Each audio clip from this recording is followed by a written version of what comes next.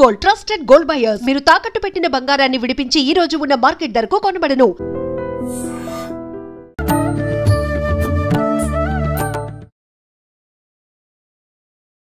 నమస్కారం, welcome to I dream. ధర్మ మార్గం విత్ విజిత కార్యక్రమానికి స్వాగతం. ప్రస్తుతం నా ముందరున్న వ్యక్తికి పెద్దగా పరిచయం అక్కరలేని మనిషి అని చెప్పొచ్చు. నిజంగా ఆయన గురించి చెప్పాలి అని అంటే ఇటు వృత్తిని ఇటు ఆధ్యాత్మికతని అందరికీ అందించడంలో ఎక్కడా కూడా ఏ చిన్న లోటు లేకుండా అన్ని బ్యాలెన్స్ చేసుకొస్తున్న వ్యక్తి ఆయనే. వృత్తిరీత్యా ప్రొఫెసర్గా ఉన్నారు, ఆధ్యాత్మిక ప్రపంచంలో ఒక ఆచార్యులుగా ఉన్నారు. వారే బ్రహ్మశ్రీ డాక్టర్ కాకునూరి సూర్యనారాయణ మూర్తి గారు. ఇప్పుడు గురుగారితో మాట్లాడి మంచి మంచి విషయాలు అడిగి తెలుసుకునే ప్రయత్నం చేద్దాం. నమస్కారం గురుగారు. నమస్కారం అమ్మాయి, ఎలా ఉన్నారు గురుగారు? తల్లి. గురుగారు, చాలా రోజుల నుంచి వెయిట్ చేస్తున్నాం ఇంటర్వ్యూ కోసం. గతంలో ఒక్కసారి ఎప్పుడో ఇచ్చారు, అలా మెరుపులాగా వచ్చి వెళ్ళిపోయినట్టుగా. మళ్ళీ చాలా కాలం పట్టింది మీతో ఇంటర్వ్యూ చేయడానికి. నాకు సంతోషంగా ఉంది. రాముడు అంగీకరిస్తే ఏదైనా చేయగలుగుతాం కదా. అవును గురుగారు, మనకున్న ఈ 108 దివ్య దేశాల్లో మనకు శక్తిపీఠాలు ఉన్నాయి, జ్యోతిర్లింగాలు ఉన్నాయి, ఎన్నెన్నో తీర్థ క్షేత్రాలు, పుణ్యక్షేత్రాలు ఉన్నాయి. అయితే వీటన్నిటిలో కొన్నిటికి ఎంతో వైభవము, ఎంతో కీర్తి ఉన్నప్పటికీ కొన్ని మాత్రం అసలు ఎట్లాంటి వాడుక లేకుండానే ఎక్కువగా భక్తుల రద్దీ ఉండి దానికి చాలా విశేషము, కీర్తి అనేది వినిపిస్తూ ఉంటుంది. అలా ముఖ్యంగా తీసుకుంటే కనుక మానస సరోవర్ అనేది ఎక్కువగా మనకి ఎక్కడ వినిపించదు వీటిల్లో. అయినా కూడా భక్తుల తాకిడి మామూలుగా ఉండదు. ఎంతో రిస్క్తో కూడుకున్న యొక్క తీర్థక్షేత్రం అని చెప్తూ ఉంటారు. అసలు ఎందుకండి ఈ క్షేత్రానికి ఎందుకని ఇంత విశిష్టత? ఓం నమ శివాయ. శివనామస్మరణతో మానస సరోవరం గురించిన కొన్ని విషయాలు తెలుసుకునే ప్రయత్నం చేద్దాం. కొన్ని విషయాలు. మానస సరోవరం అనంతం. భక్తుల తాకిడి మామూలుగా ఉండదు.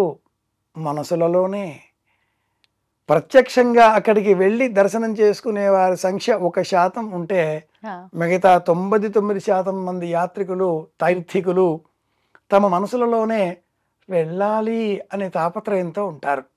వాస్తవం గురుగారు. ఎందుకంటే 108 దివ్యక్షేత్రాలలో ఈ జాబితాలో మానస సరోవరం లేదు. అలాగే 18 శక్తిపీఠాలు, 51 శక్తిపీఠాలు, 12 జ్యోతిర్లింగాలు ఎన్నో ఉన్నాయి మన దేశంలో. కంకరమే శంకర హై. కానీ అన్నింటికంటే కూడా శిఖరాయమానమైనటువంటి యాత్ర మానస సరోవర యాత్ర. ఆ పదంలోనే మనం మానస సరోవర యాత్ర, ఎ జర్నీ ఇన్సైడ్ అన్న పదం ఉంది. బ్రహ్మపురాణం, బ్రహ్మాండ పురాణం, బ్రహ్మవైవర్త పురాణం ప్రారంభం చేసుకుంటే పురాణాలన్నీ ఈనాటి కాలానివి అంటూ ఉంటారు. ఇంకా వెనక్కి భారతం, ఇంకా వెనక్కి రామాయణం, ఇంకా వెనక్కి వేదంలో కూడా ఎక్కడా అని వదలకుండా అన్ని చోటల మానస సరోవర ప్రస్తావన ఉంది. కైలాస ప్రస్తావన ఉంటుంది, ఉండి తీరుతుంది, ఉంది. అయితే ఈ క్షేత్రానికి మనం వెళ్ళడం చాలా కష్టం. వ్యయప్రయాసలకు ఓర్చి వెళ్ళాలి. శారీరక కఠోర శ్రమ ఉంటుంది.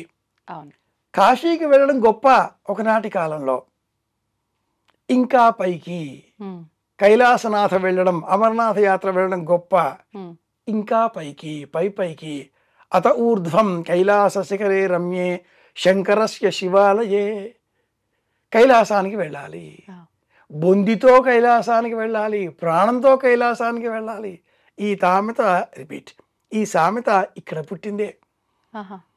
బొందితో కైలాసానికి వెళ్ళాలి, శరీరంలో ప్రాణం ఉండగా వెళ్ళాలి. 5 degrees మైనస్ టెంపరేచర్ ఉండేటటువంటి చోట, కొండలు, క్షణానికి మారేటటువంటి వాతావరణం, అతి శీతలమైనటువంటి స్థలం, ఆక్సిజన్ లెవెల్స్ అందవు. ఇటువంటి పరిస్థితులలో ఋతుమార్పులకు లోబడి పరిస్థితులు క్షణం మారుతూ ఉండేటటువంటి నేపథ్యంలో వెళ్ళాలి. చాలా కష్టం. ఇది ప్రధానమైన కారణం.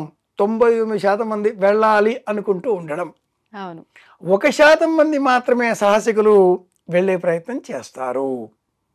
బౌద్ధ, జైన, హైందవ, బెన్ ప్రపంచంలో ఉండే అనేక మతస్థులకు ఈ కైలాసం దివ్యక్షేత్రం. కాంగో మంచు పర్వతం అని పేరు. అలాగే అద్భుతమైనది, అద్వితీయమైనది, పవిత్రమైనది అనే భాషలో చైనా, నేపాల్, టిబెటన్లు వాళ్ళు పిలుచుకుంటూ ఉంటారు. రింపోచే అంటే అద్భుతమైనది, అతి పవిత్రమైనది అని అర్థం. కాంగో రింపోచే అన్న పేరిట ఉండే ఈ కైలాసం వాళ్లకు సాక్షాత్తు కైలాసనాథుడే అక్కడ వేంచేపు చేసి ఉన్నాడు అని హైందవ ధర్మాభిలాషులకు అంత విశ్వాసంతో కూడుకున్న అంశం. శివపురాణంలో పరమేశ్వరుడు సృష్టి స్థితిలయకారకుడు నుండి ఆ పరమేశ్వరుడు సృష్టి చేసి రుద్ర సంహితలో 2వ విభాగంలో కైలాసానికి వెళ్ళి ఉంటాడు.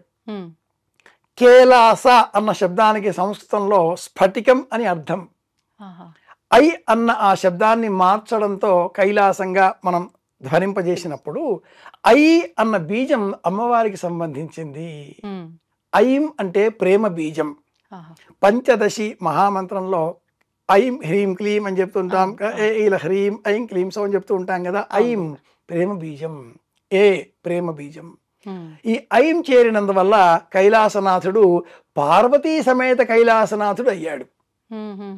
ఆ కొండని అలా చూస్తే మనకు సతీ సమేతంగా ఆది దంపతులు దర్శనమిస్తారు. వాక్కు అర్థము. అక్కడ వేరే ఆలయం లేదు, కొండ ఆలయం, కొండ రూపం.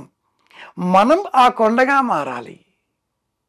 ప్రపంచమంతా ఆవరించి ఉన్న శక్తి మనలో కూడా ఉంది అనే అద్వితీయ భావన. అప్పుడు నేను కూడా పరమేశ్వరుడిలో ఒక భాగం, వేరు కాదు, సపరేషన్ లేదు. ఇలాంటి దృష్టికోణం మనకు కలగాలి. బ్రహ్మ తన మనసులో మానస సరోవరాన్ని సృష్టించాడు అని బ్రహ్మపురాణం. అలసట పోగొట్టుకోవడం కోసం రాముడికే విశ్వామిత్రుడు శ్రీరామాయణంలో మానస సరోవర స్మరణ చేస్తే అలసట పోతుంది అని బోధిస్తాడు బాలకాండ. ఆ మానస సరోవరంలో ఉండే హంసలు అలా ప్రయాణం చేస్తూ మహాభారతంలో కర్ణశల్య సందర్భంగా వచ్చే వృత్తాంతంలో దర్శనమిస్తాయి. కర్ణపర్వంలో కూడా వినవచ్చు మానస సరోవర స్మరణ. ఇక్కడ అక్కడ అని కాకుండా ఇది మానస సరోవరం, మానస సంచరరే సంగీతంలో కూడా. ఇంత నేపథ్యం ఉన్న కారణం చేత అందరికీ వెళ్ళాలి అనే ఉంటుంది. కానీ తిరుమల, రామేశ్వరం ఈనాటి కాలానికి సంబంధించి కాశీ సులభం, ఒక్క రోజులో వెళ్ళి రావచ్చు. ఒకనాటి కాశీ కష్టం, అందుకే వివాహాల్లో కాశీ యాత్ర పెట్టారు. కానీ ఇప్పుడు ఒక రోజులో వెళ్ళి రావచ్చు. అన్నింటికంటే కూడా కష్టం ఈ కైలాస యాత్ర కనుక అన్ని యాత్రలలో ఇది శిఖరాయమానమైన యాత్ర. సంవత్సరం అంతా చేయడానికి వీల్లేదు. కేవలం జూలై, ఆగస్ట్, సెప్టెంబర్ అంతే. ఆ కైలాస పర్వత సానువులలో ఎండాకాలం అని చెప్పబడే కాలం ఉన్నప్పుడే డిగ్రీ టెంపరేచర్ అంటాం కదా, 5 degrees లేకపోతే 0 -5 అలా ఉండే సమయంలో అంత ఆ సమయంలోనే మనం వెళ్ళగలుగుతాం. మిగతా సమయంలో అది ఇంకా కష్టం. అమరనాథ్ ఎలా దర్శనం చేసుకుంటామో, మంచుకు ఈశ్వరుడు కరిగిపోతాడు ఇలా బాధపడుతూ ఉంటామో, మళ్ళీ చూసే ప్రయత్నం చేస్తూ ఉంటామో, ఈ క్షేత్రం కూడా అలాంటిదే.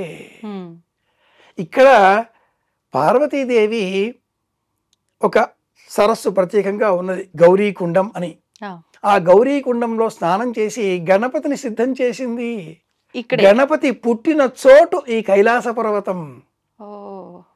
అలాగే మండోదరిని రావణాసుడు వివాహం చేసుకున్న క్షేత్రం ఈ కైలాస పర్వతం. రక్షస్థలం అనే చోట ఒకటి వస్తుంది. కైలాసాన్ని రావణుడు ఇలా చేతితో పెగిలించే ప్రయత్నం చేశాడు. వేళ్ల ముద్రలు కనిపిస్తాయి. అది ఈ క్షేత్రం ప్రత్యేకత. ఇప్పటికీ కనిపిస్తాయి. ఇప్పటికీ సప్తర్షుల గుహలు కనిపిస్తాయి. ఇది ప్రత్యేకత. తెల్లవారుజామున 2 గంటల నుంచి 3 గంటల వరకు ఈ పర్వతం రంగులు మారుతూ ఉంటుంది. దేవతలంతా కూడా ఈ పర్వతాన్ని చుట్టూరా ప్రదక్షిణ చేస్తూ ఆ కైలాసనాథుడైనటువంటి పరమేశ్వరుడిని స్తోత్రం చేస్తూ ఉంటారు. అది ఈ క్షేత్రం ప్రత్యేకత. అలా వెళ్ళాలి, చూడాలి అంటే శారీరక పరమైన పటుత్వం ఉండాలి. మనోబలం ఇంకా ముఖ్యం. మనోజవంతో మాండవ్యం. మనోబలం, శారీరక సంకల్ప బలం, ఈ రెండు తోడైన చోట తప్పకుండా సంకల్ప సిద్ధి కలుగుతుంది. సంవత్సరం అంతా వెళ్ళలేని చోటు కనుక కూడా ఈ క్షేత్రం ఇంత ప్రసిద్ధం. అందులోనూ మనకి ఇంకా ఈసారి 5 సంవత్సరాల నుంచి అక్కడికి వెళ్ళడానికి పర్మిషన్స్ లేవు.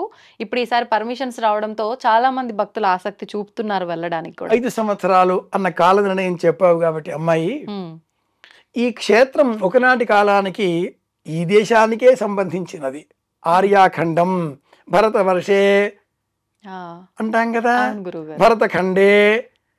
కానీ ఒక 11వ శతాబ్ది కాలంలో టిబెట్ దేశం ఏర్పడింది, తదుపరి నేపాల్ దేశం ఏర్పడింది. 1950 ప్రాంతాలలో ఆ క్షేత్రాన్ని చైనా వారి నియంత్రణలోకి వెళ్ళిపోయినందువలన ప్రస్తుతం 50 నుంచి 78 వరకు అసలు కైలాస యాత్ర లేదు. అనంతరం చైనా భారతదేశ మిత్రత్వం సఖ్యత్వం కారణంగా చాలా అల్ప సంఖ్యలో 75 మంది యాత్రికులకి మాత్రమే అనుమతి. 75 తర్వాత 150 మందికి మాత్రమే పరిమితి. ప్రస్తుతం ప్రభుత్వ నియమాలకు లోబడి 750 మంది యాత్రికులకు మాత్రమే అనుమతి. లక్షల మంది వెళ్ళాం వెళ్ళాం వెళ్ళాం అనుకుంటూ ఉంటారు.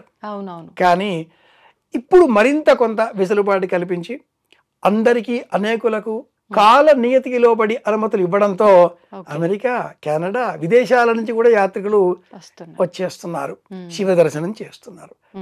మిగిలిపోయేది ఆధ్యాత్మికత. మనం అర్చామూర్తిని విగ్రహంలో చూస్తున్నాం. విశ్వమంతా ఆవరించిన MC² ఎనర్జీ ఈ అనే దాన్ని ప్రకృతిలో చూడాలి. శివారాధన బిల్వం చెట్టు అంటే ఒక మొక్క. శివారాధన భూమి అరుణాచలం, కంచి క్షేత్రం, అరుణాచలం జ్యోతిర్లింగం, కంచి మట్టి పృథ్వీలింగం. ప్రకృతిలో పర్యావరణంలో మనం దైవాన్ని చూడాలి. ఇక్కడ ఆకాశం, మంచు, మట్టి, తేజస్సు, గాలి, పంచభూతములు కలిసి ఉన్న కారణం చేత మనం కాళహస్తికి వెళ్ళినా, జంబుకేశ్వరం వెళ్ళినా, అరుణాచలం వెళ్ళినా, కంచి వెళ్ళినా, ఏం చేసినా అన్నింటికీ కూడా ఒక రూపంలో ఉండేటటువంటిదే కైలాసం కాబట్టి వెళ్ళే ప్రయత్నం చేస్తారు. ఇది మూల కారణం. గురుగారు, ఇప్పుడు సహజంగా మానవుల లక్షణమే కోరికలు. ఖచ్చితంగా ఇక్కడికి వెళ్తే ఇది నెరవేరుతుంది. భగవంతుడి పైన భక్తితో ఎంతవరకు వెళ్తారో పక్కన పెడితే కోరికలతోటే వెళ్తారు. మరి ఇప్పుడు కైలాస్కి వెళ్ళాలి వెళ్ళాలి అనే ఉత్సాహం ఉంది. ఇప్పుడు మీరు చెప్పిన విశిష్టతలు అన్నీ కూడి ఉంది కాబట్టి వెళ్ళాలనే ఉత్సాహమా, లేదు అంటే కైలాసానికి వెళ్ళి వస్తే గనక సాక్షాత్తు కైలాసంలో కొలువై ఉన్న శివయ్య అక్కడ ఉన్నాడు కాబట్టి ఇంకా డైరెక్ట్ మేము ఆయనకే చెప్పుకున్నట్టు మాకు అన్నీ సమకూరుతాయి అనే ఒక చిన్న స్వార్థంతో వెళ్తున్నట్ట? ఇది ముందు అడగాల్సిన మాట. ఎందుకంటే ఈనాటి కాలంలో నాకేంటి అన్నది ఉంటుంది. ఆలయానికి వెళ్ళి మనం ఆయన పళ్ళెంలో ఏదో తోచినంత, దక్షిణ అన్న పదం వాడకూడదు, యథాశక్తి భక్తిపూర్వకంగా సమర్పించి నమస్కరించి, స్వామి ఇది నా కోరిక, ఆయన నువ్వేం సమర్పించావా అని చూడడు. నవవిధ భక్తి మార్గాలలో మనస్సుని సమర్పించడం చాలా గొప్ప. కాబట్టి ఈ ఆత్మ సమర్పణ ఉందా లేదా అనే పరమాత్మ దృష్టి పడుతుంది. మనం సమర్పించాలి. ఆత్మ సమర్పణ నవవిధ భక్తులలో 9వది అగ్ర స్థానం. కైలాసానికి వెళ్తే ఏం లభిస్తుంది? ఎందుకు వెళ్ళాలి? వెళ్ళకపోతే ఏమవుతుంది? ఇలాంటి బేసిక్ క్వశ్చన్స్ కొన్ని అందరి మనసులో ఉంటాయి. వెళితే మాకేంటి అని కూడా అంటూ ఉంటారు. నిజమే. నిత్య జీవితంలో ఒత్తిడి, స్ట్రెస్ అంటాం. తగ్గించుకోవాలి అంటే ఏం చేస్తారు? పచ్చిక బయళ్ళు చూడాలి, కంప్యూటర్ వృత్తిలో ఉండేవాళ్ళు చేస్తారు. ఇతర వృత్తుల వాళ్ళు కాసేపు కళ్ళు మూసుకోండి, ధ్యానం చేయండి అంటారు. ఈనాటి కాలంలో వినడం పోయింది, అనడం తగ్గింది, కేవలం చూడడమే ఉంది. ఎంతసేపు ఇలా అరచేతిలో చూస్తున్నారు. అరచేతిలో కాకుండా అంతటా ఆవరించిన దైవాన్ని చూసే ప్రయత్నం చేయాలి. కాసేపు అరచేతిని మూత పోసుకుంటే మనకు ప్రపంచంలో దైవం కనిపిస్తుంది. దైవాన్ని చూడగలిగితే ప్రశాంతత. కాబట్టి కైలాసానికి వెళితే మనకేంటి? ఒకటి ప్రశాంతత. ఇలా కాదండి గురువుగారు, ప్రత్యక్షంగా మాకేంటి అంటారా? శివపురాణాన్ని అధ్యయనం చేసినప్పుడు మానస సరోవరంలో స్నానం చేస్తే 100 జన్మల, 1000 జన్మల, 1,00,000 జన్మల పాపాలు తొలగిపోతాయి. మానస సరోవరం నీటిని తీర్థంగా స్వీకరిస్తే సమస్త దోషాలు పాపాలు తొలగిపోయి కైవల్యం లభిస్తుంది. మనం తెలిసి తెలియక ఎన్నో తప్పులు చేస్తూ ఉంటాం. అవునండి. ఆంగ్లంలో ఒక సామెత ఉంది, an error is human right. ERR an error is human right. తప్పు చేయడం మానవుడి హక్కు. కానీ ఆ తప్పు తెలిసినప్పుడు దాన్ని సవరించుకోవాలి, మళ్ళీ మళ్ళీ చేయకూడదు, పశ్చాత్తాపం ప్రకటించాలి. ఎలా? కైలాసాన్ని చూచి ప్రత్యక్షంగా వెళ్ళేంత వయస్సు, శక్తి, ధనము, సంపద, అవకాశం ఉంటే వెళ్ళాలి, స్నానం చెయ్యాలి, కైలాస పర్వతం చుట్టూ పరిక్రమ చెయ్యాలి. ఇక్కడే ఉంది రెండవ ప్రశ్న. కైలాసం చుట్టూరా పరిక్రమ చేయడం సులభమా? 52 కిలోమీటర్ల దూరం, 32 మైళ్ళ దూరం. ఎలా? 4590 మీటర్ల ఎత్తైన ఆ కైలాస పర్వతం చుట్టూ చిన్న చిన్న కొండలు, గుట్టలు, మిట్టలు ఉండగా 90 మీటర్ల లోతు ఉన్న మానస సరోవరం -15 డిగ్రీస్లో ఉండే నీళ్ళలో స్నానం చేయాలి, ఆ కొండ చుట్టూరా తిరగాలి.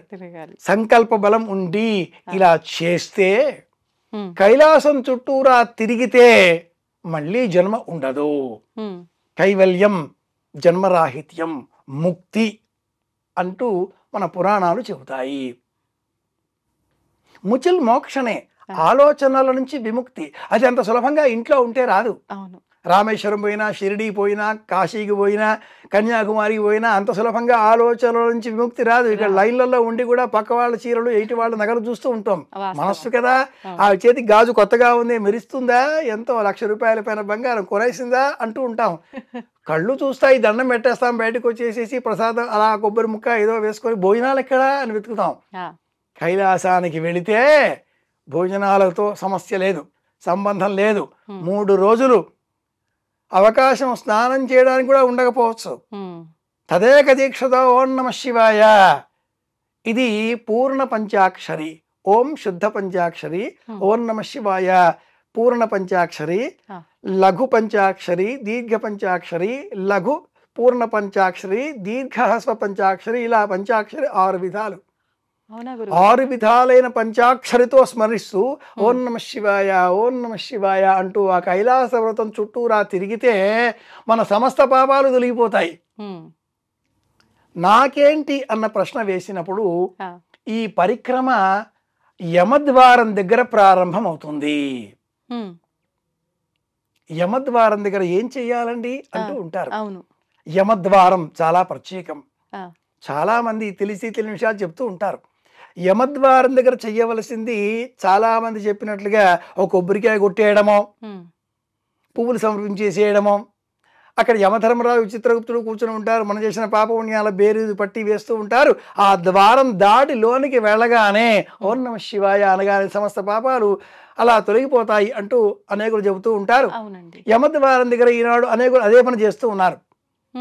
యమద్వారం దగ్గర చేయవలసినవి ప్రత్యేకమైన విధులు 5 ఉన్నాయి. ఏంటండి అవి?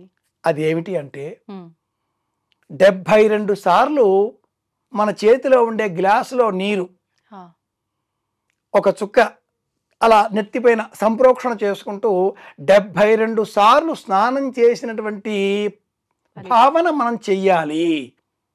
ఈ దేహంలో నుంచి ప్రాణం వెళ్ళిపోయిన తర్వాత కూడా ఈ దేహాన్ని దహనం చేశారు అన్న దుఃఖంతో ఆత్మ చుట్టూరా తిరుగుతూ ఉంటుంది. ఈ చుట్టూరా తిరిగే ఆత్మకు పూర్తిగా విముక్తి కలిగించడం కోసం 10 రోజుల పాటు కర్త ఈ దేహాన్ని దహనం చేశాను అన్న దోషంతో ఆత్మ కోసం తాను స్నానాలు చేస్తూ ఉంటాడు 10 డేస్. అవి 72 తిలోదక వాసోదకాలు.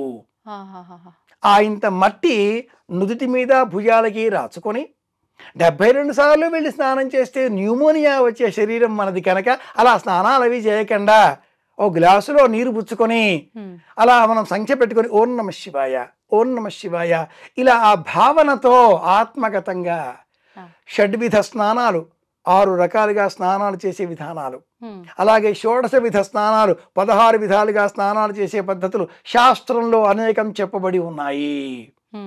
ఈ రకమైన స్నానానికి సంప్రోక్షణ విధి అని పేరు. ఓకే. ఇది మొదటి కృత్యం. ఆ. 72 సార్లు ఇలా శిరస్సు పైన ఆ నీటి బిందువులను చిలకరించుకోవాలి ఎవరికి వారే. మనకంత సమయం ఉంటుందా గురుగారు? కావలసినంత ఉంటుంది. మన వాళ్ళంతా ఇటు అటు చూస్తూ సెల్ఫీలు దిగుతూ ఫోటోలు తీసుకుని అప్లోడ్ చేస్తూ వీడియోలు తీస్తూ హడావిడి చేస్తూ ఉంటారు. పరమేశ్వరుడు నవ్వుకునేలాగా నాటకం చేస్తూ ఉంటారు. మనం చేసే నాటకాలు చూసి పరమేశ్వరుడు నవ్వుకుంటూ ఉంటాడు. ఓ ఈ పిల్లలు సరే వచ్చారు చూసారు వెళ్ళండి అంటూ చూస్తూ ఉంటాడు. తండ్రి తల్లి ఎలా మనం హడావిడిగా చూస్తూ ఉంటారో పైనుంచి, అలా అర్ధనారీశ్వరులైన ఆ ఆది దంపతులు మనం చేసే ఈ పిల్ల చేష్టలను చూసి నవ్వుకుంటూ ఉంటారు. కానీ అంటూ ఉంటారు. చెయ్యాల్సిన పని మనోదీక్షతో పూర్ణ సంకల్పంతో మొదటి పని 5 ఇలా శిరస్సు పైన నీళ్లు చిలకరించుకోవడం.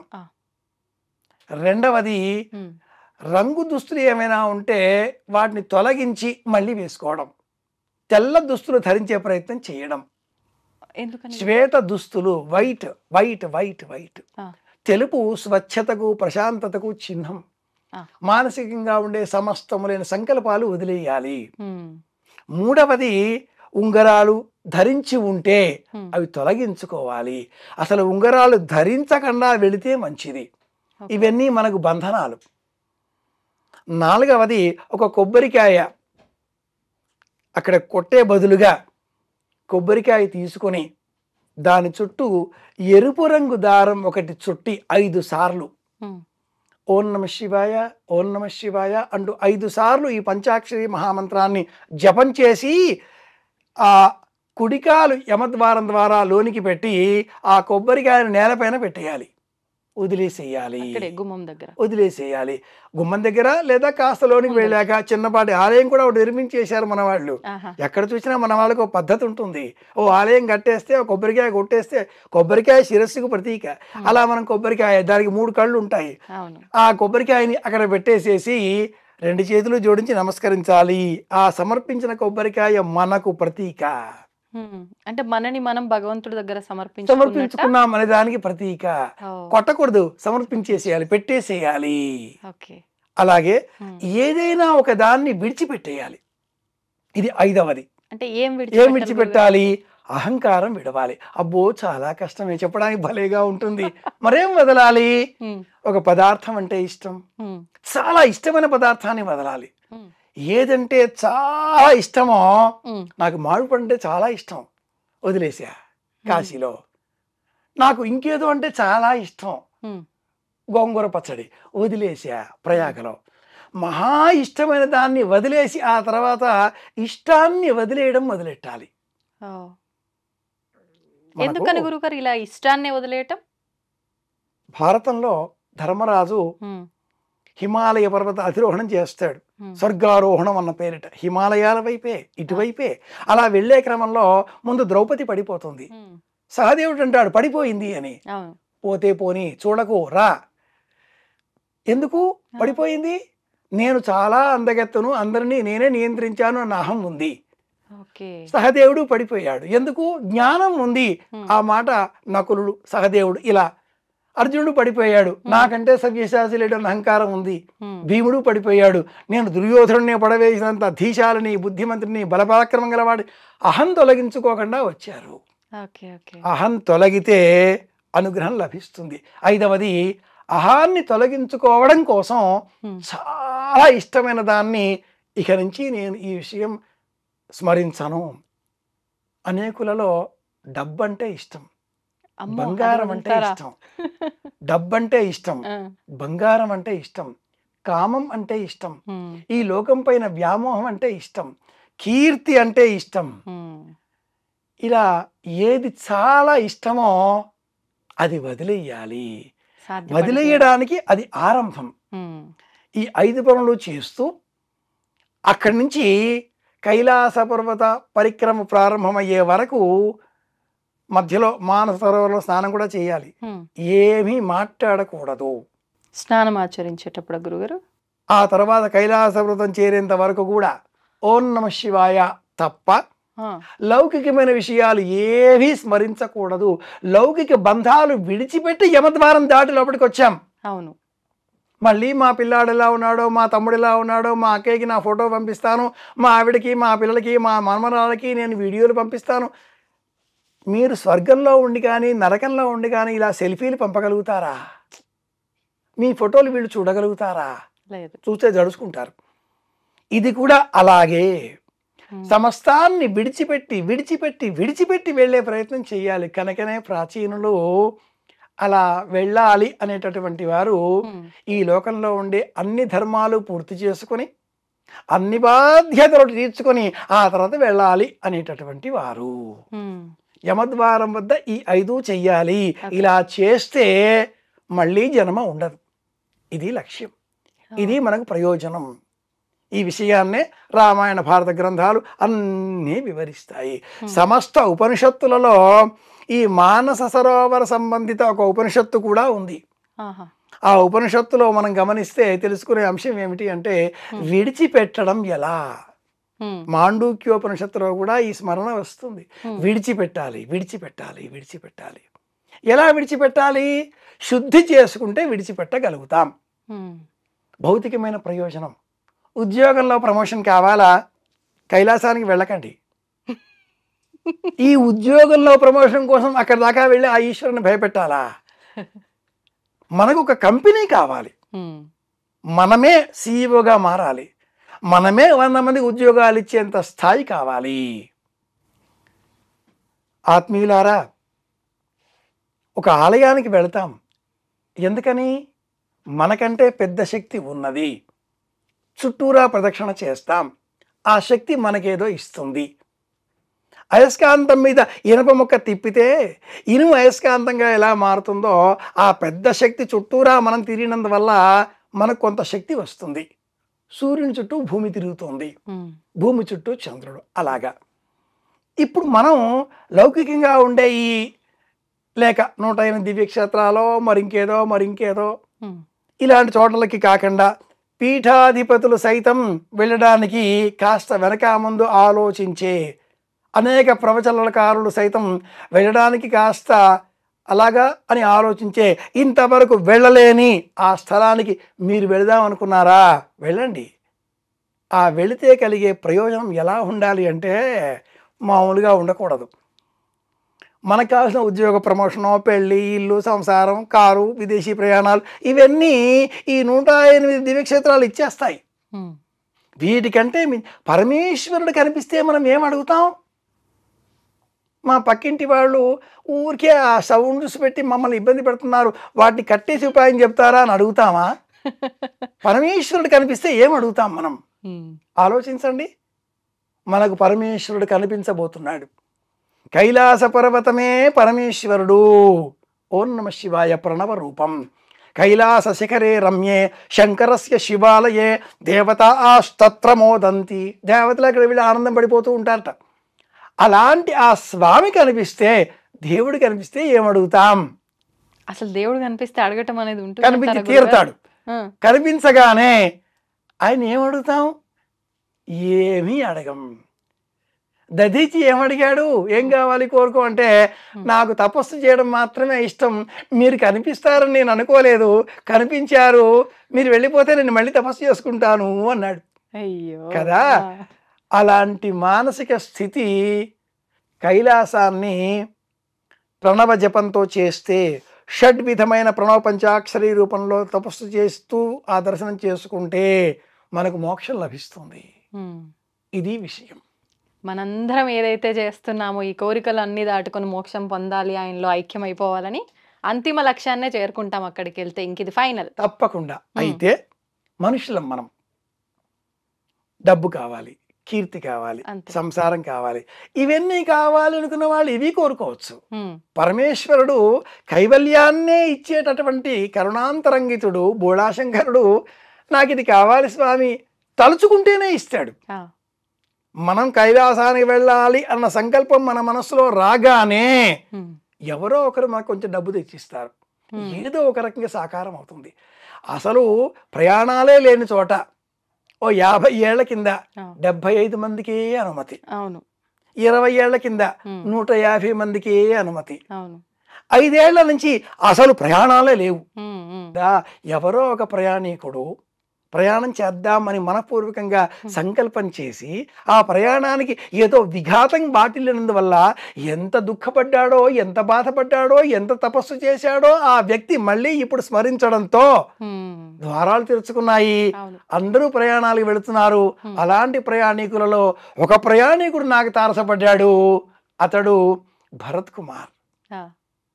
మీరు అంత వెళ్ళబోతున్నారు దీక్షతో ఉన్నాడు. ఆ వ్యక్తి ఎందుకు 5 ఏళ్ల కింద ప్రయాణం ఆగిపోయిందో, ఎంత తపన పడ్డాడో, ఎంత దుఃఖపడ్డాడో, 5 ఏళ్లుగా అతడు చేసిన ఆ తపస్సు ఇప్పుడు సాకారం పొందింది. అతడితో పాటు వేల మంది, లక్షల మంది ప్రయాణం చేస్తూ వెళుతున్నారు.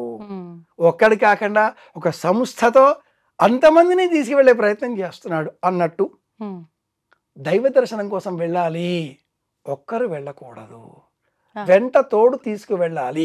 తిరుపావే పాశురాలు చెప్తాయి. ఎందుకని గురువుగారు? ఒక్కరు వెళ్ళడం తపస్సు కోసమే, దైవ దర్శనం 10 మందితో. ఎందుకు అంటే దైవ దర్శనాన్ని నేనొక్కడనే చేసుకుంటే నాకు స్వార్థం. నాతో పాటు 10 మందిని తీసుకువెళితే అది పుణ్యం. ఆ 10 మంది మరో 10 మందికి. ఒక గురువు మరణిస్తే మరణించేది అతడి దేహం మాత్రమే.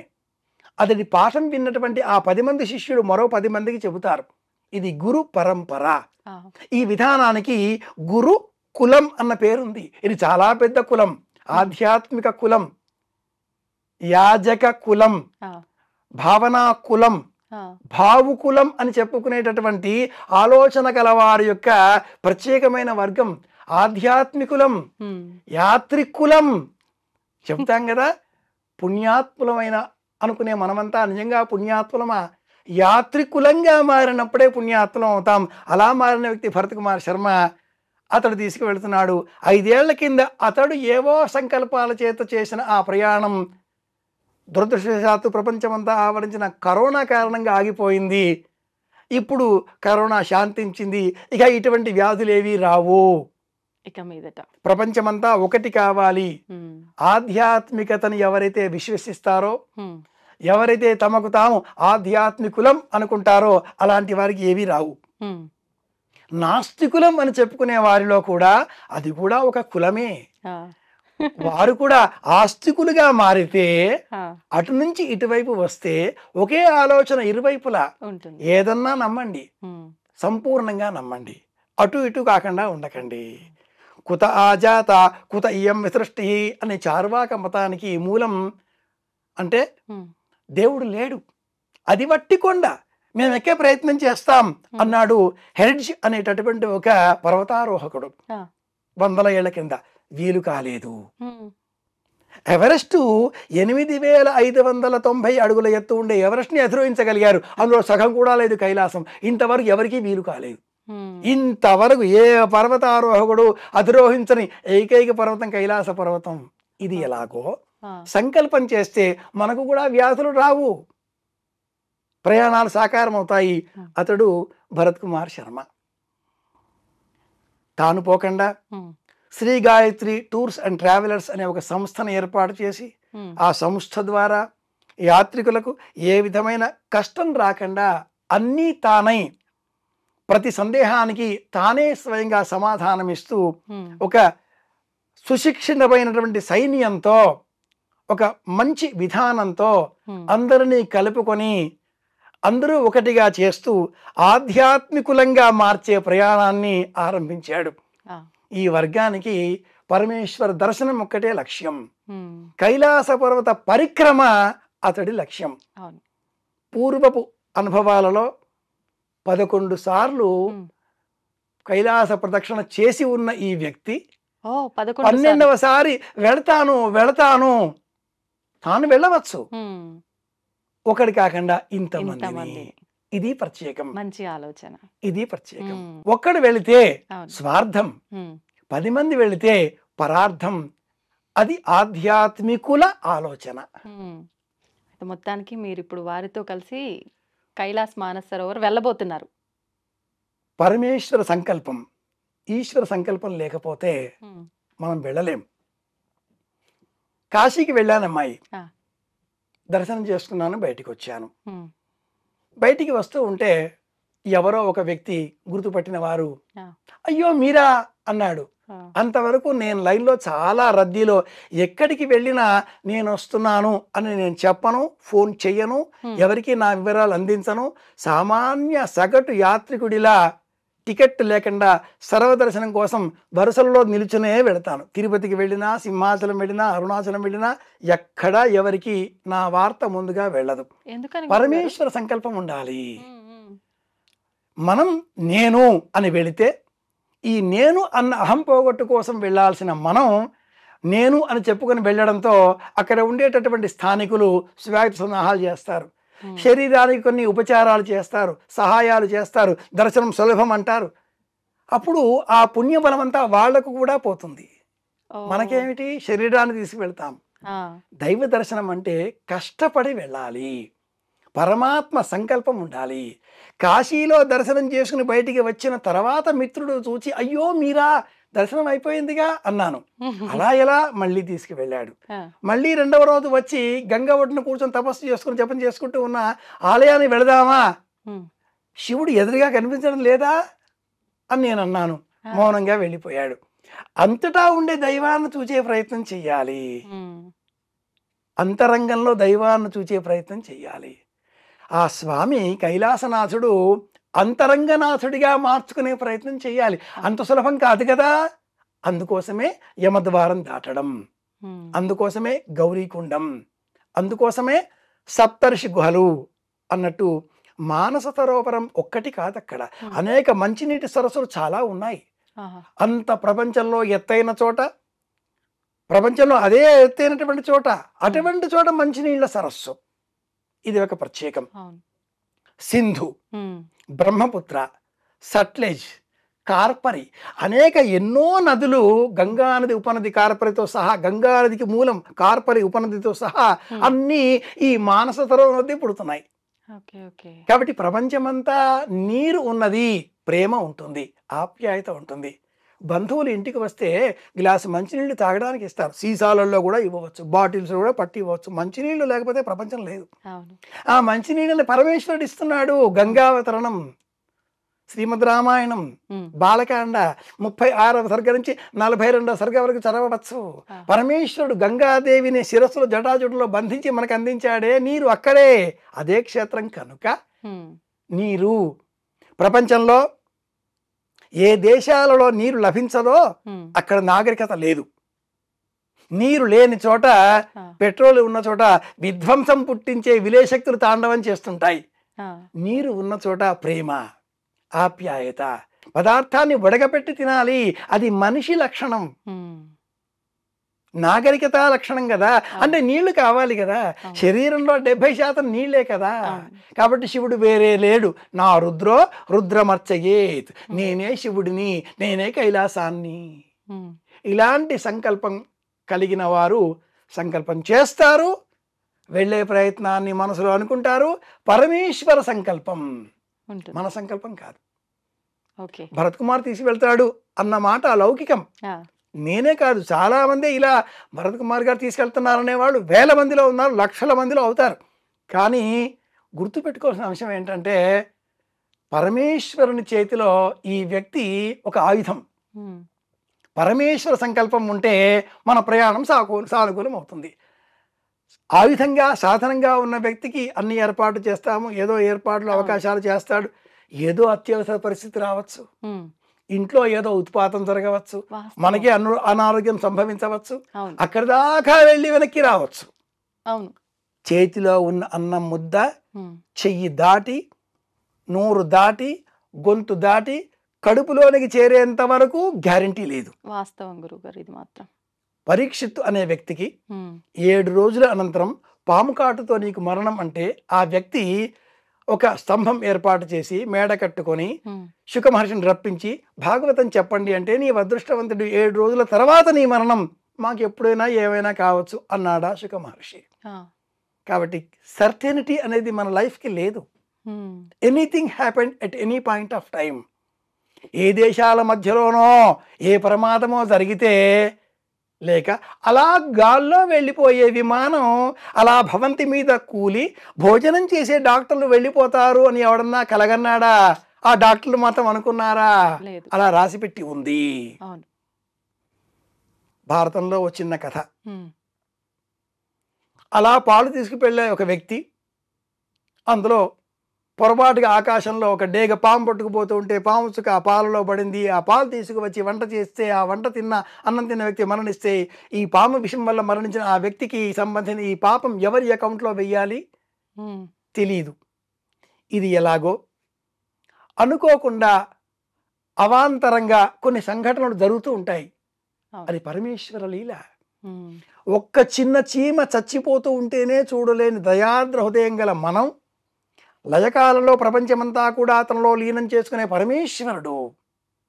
మూడవ కన్ను అగ్నిహోత్రం చల్లదనం కోరుకుంటాడు. హిమాలయాల్లో ఉంటాడు, తెల్లని భస్మం పూసుకుంటాడు, తెల్లటి మంచినీరు సదా శిరస్సువి అభిషేకం జరుగుతూ ఉంటే మౌనంగా కన్నులు మూసుకొని ఈ ప్రపంచాన్ని చూస్తూ ఉంటాడు అని శివపురాణం వర్ణిస్తుంది.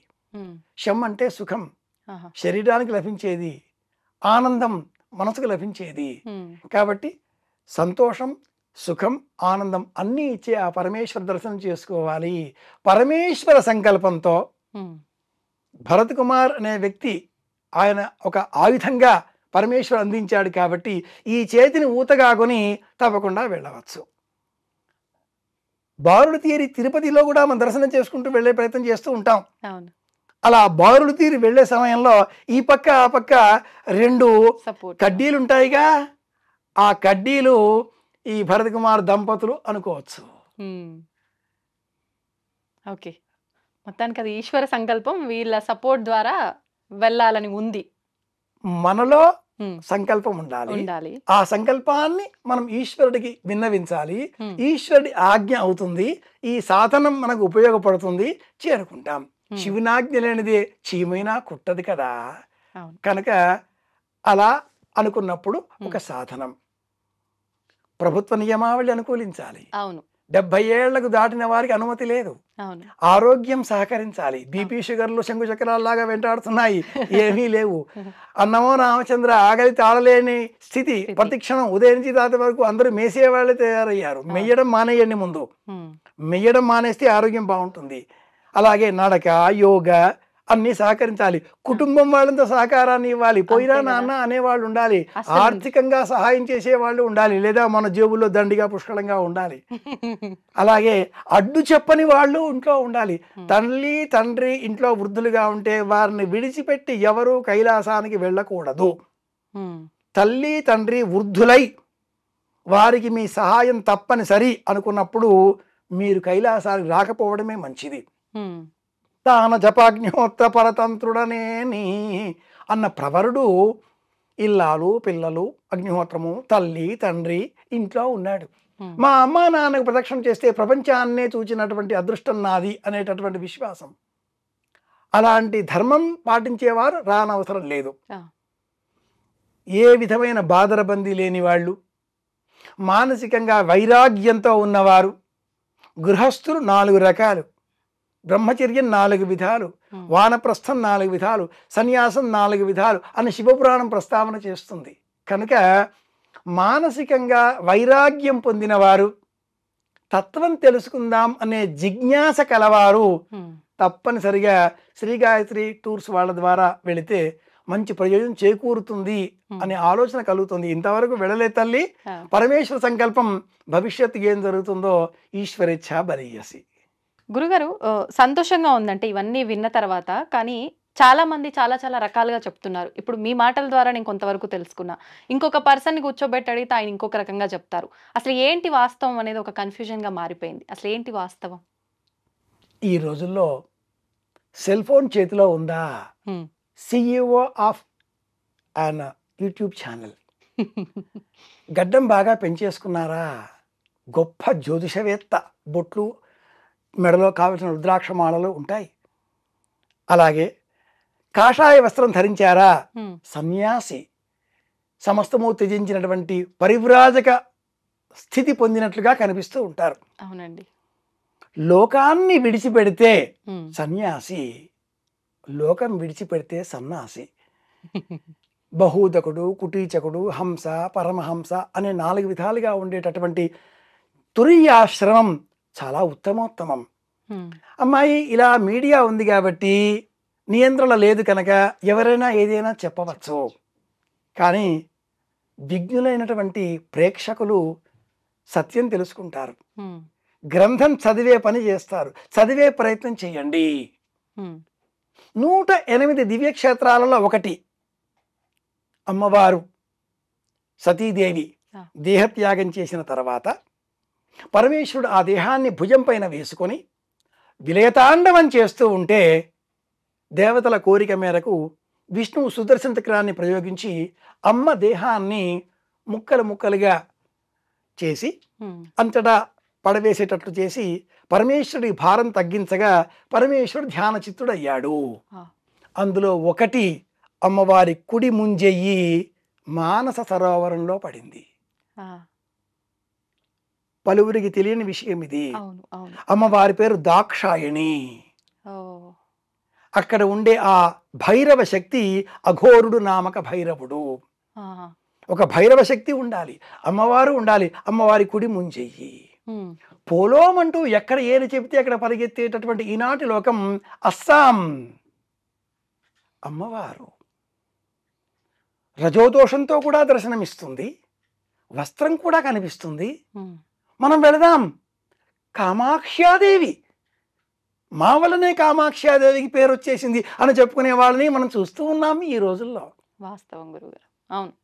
నా ప్రశ్న, దక్షయజ్ఞంలో ఆ కామాక్ష్యాదేవి లేదా ఈ దాక్షాయిని లేక అలంపురే జోగులాంబ ఎన్ని పేర్లు చెప్పుకున్న అష్టాదశ పీఠాలలో ప్రద్యుమ్నే శృంఖల చాముండ క్రౌంచపట్టణే చాముండాదేవి, దక్షయజ్ఞంలో ఈ దాక్షాయిని అమ్మవారు సతీదేవి తన భర్తను తండ్రి దూషిస్తే కుడికాలి బొటనవేలు నేలపైన రాచి యోగాగ్ని సృష్టించి దేహాన్ని భస్మం చేసుకుంది.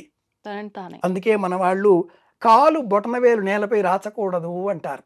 ఇలా ఇలా రాచుతూ ఉంటే దోషం నో అంటారు, మంట పుడుతుంది. కాలి కుడికాలి బొటనవేలు, శరీరం భస్మమైపోయింది.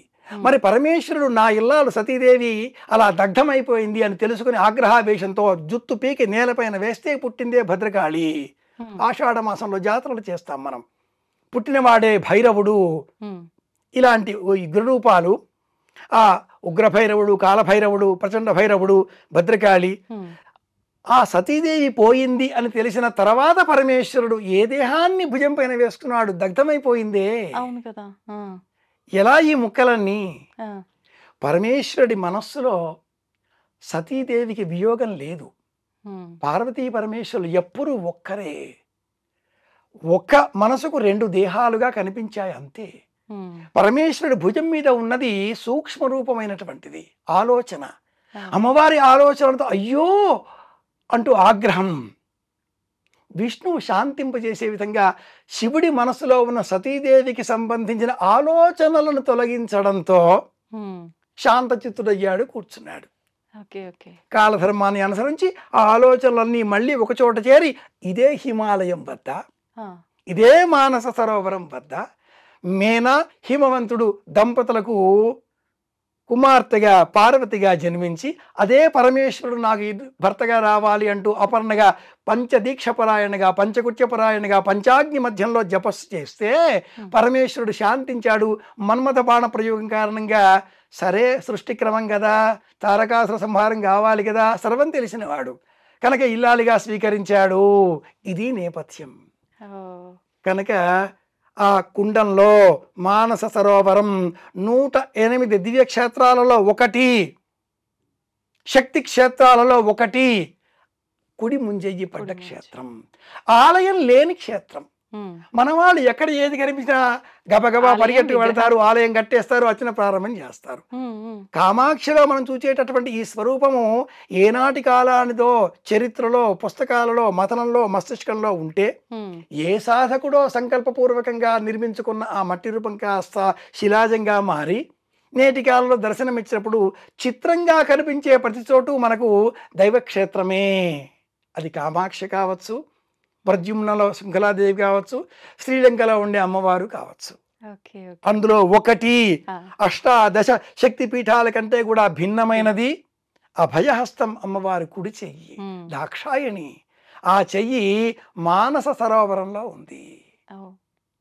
ఈ సంకల్పంతో మనం అక్కడ స్నానం చేస్తే ఆ గౌరీ నీరు కుండం తీర్థంగా అన్నారా? తీసుకుంటే గౌరీ కుండంలో అది వేరు. నీరు ముట్టకూడదు. ఉమ్. మానస సరోవరంలో ఓకే. గౌరీ కుండంలో నీరు ఆకుపచ్చగా ఉంటుంది. ఉహు. గౌరీదేవి స్నానం చేసిన చోట మనం స్నానం చేస్తామా? అది అమ్మవారు. ఆ. ఆ నీటితో అమ్మవారు అక్కడ మట్టితో గణపతిని సిద్ధం చేసింది. అన్నీ తెల్లగా ఉండే సరస్సులు అయితే ఈ గౌరీ కుండంలో ఉండే నీరు ఆకుపచ్చగా ఉంటుంది. ఉమ్. గణపతి వర్ణంలో కనిపిస్తుంది. ఇది ప్రత్యేకం. ఓకే. మానస మానస సరోవరంలో స్నానం చేస్తే అమ్మవారి కుడి ముంజేకి పడ్డ చోటు మానస సరోవరం ఉమ్, ఉమ్, ఉమ్. ఓకే. అని మనకు దేవీ భాగవతం వివరిస్తుంది. ఆ. ఇది ప్రధానం. కనుక ఎవరో ఏవో చెబుతూ ఉంటారు. ప్రేక్షకులు వీక్షకులు వాస్తవం తెలుసుకుని అనుసరించాలి. ఇది లక్ష్యం. చాలా సంతోషంగా ఉంది గురుగారు. మొత్తానికి అంటే ప్రతి ఒక్కరు కూడా ప్రాణంతో ఉన్న రోజుల్లో ఒక్కసారైనా దర్శించాల్సిన క్షేత్రం ఏదైనా ఉంది అంటే మానస సరోవర్, ఈ కైలాస్ అని చెప్తూ ఉంటారు. నిజంగా మీరు చెప్తున్నంతసేపు అక్కడ వెళ్ళి దర్శించుకుంటున్నాం అనే అనుభూతి కలుగుతోంది. అంటే మీరు వేదాలు, పురాణాలు వీటిని ఉద్దేశించి వాటి నుంచి తీసిన సారంని బట్టి ఇది చెప్తేనే ఇలా ఉంది అంటే, ఇంకా మీరు ఒక్కసారి వెళ్ళొచ్చిన తర్వాత మీ అనుభవాలతో చెప్తే ఇంకెలా ఉంటుందా అనిపించింది. మొత్తానికి నేను ఇక్కడ మిమ్మల్ని లాక్ చేస్తున్నా, నెక్స్ట్ టైం కూడా నాకు ఇంటర్వ్యూ ఇవ్వాలని. చిన్న వర్డ్. ఒక లడ్డు ఉంది, ఆ, చూస్తే తెలియదు, అవును. తింటే తింటే. తెలుస్తుంది. వర్ణిస్తే వినే వాళ్ళకి అనిపిస్తోంది, అవును, నోట్లో నీళ్లు ఊరుతాయి. అవును. ఎవరికి వాళ్లకు తింటేనే ఆ తీపి రుచి తెలుస్తుంది. తెలుస్తుంది. తీపి ఇలా అని చెప్పలేం కదా. అలాగే కైలాస పర్వత దర్శనం కూడా తప్పకుండా చేసుకుందాం. తప్పకుండా గురుగారు. మళ్ళీ మీ అనుభవాలన్నీ కూడా ఒక్కసారి మాకు వివరించాలని మనస్ఫూర్తిగా కోరుకుంటున్నాను వచ్చిన తర్వాత. ధన్యవాదాలండి. శివ సంకల్పమస్తు.